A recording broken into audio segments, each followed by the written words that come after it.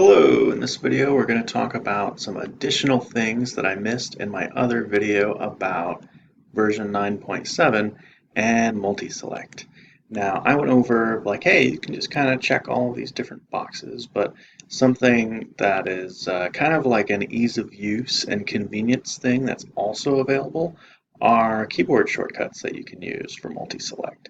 So what we're going to go over in this video, once I get Sharewell launched, is that you can actually click on something at any point in the grid and it'll allow you to select it. And if you hold down Control or Shift, you can select multiple items at a time without having to check the box. Because for me, when I first looked at it, first glance, I thought, oh, I'll just check the boxes for each item and that's cool. Maybe it's limited, I'm not sure. But what I realize now, after playing with it more, is that you really can do some fun stuff. Like you can grab this, and let's say we know these, what is this, like 5 or 6 records. We can just grab each of these and then add to this selection by just holding down Control or Shift, and then we can make really quick bulk updates. Now, I don't remember if my one step still says in progress or if I updated it in my last video, so we're going to check that real quick. But if you didn't watch the other video, you can run one steps against this selection really easily. If you want to have a pre-built one step in your toolbar, you can go and set this drop down under conditions for allow it to run against and set group of records. And then our one step here will set status to in progress. Oh, I can't just type in there. So we will set status to in progress. So let's say I've gone in here and I've selected all of these items. We have 9 items selected, and we're just going to bulk change the status of those. So if we wanted to, we might, let's say, utilize a prompt if this were a bunch of items that were related to a major incident, or if we had like a list of different items that we wanted to resolve all at once, we could just prompt someone for a value and set them all into a resolved status, for example. Now, the important thing here is if you make a change, it doesn't show up in the grid right away. You will have to refresh so we can see the items that we just played with there.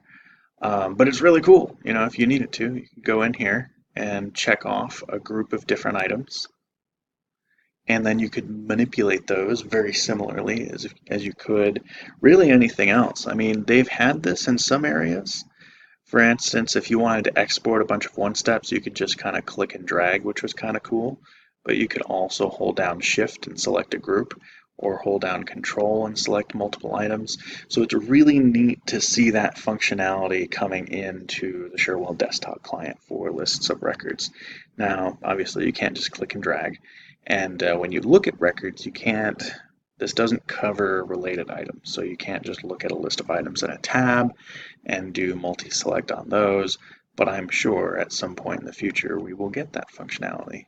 Yeah, there's no checkbox here, there's no holding down Control or anything, but for the main grids, that's awesome. Like for me, I'm going to have a toolbar littered with actions like put this in progress, or add a note, or assign this to a customer, or change the customer, or assign to myself, and I will just be going through lists and grabbing them and plunking them down in my own bucket.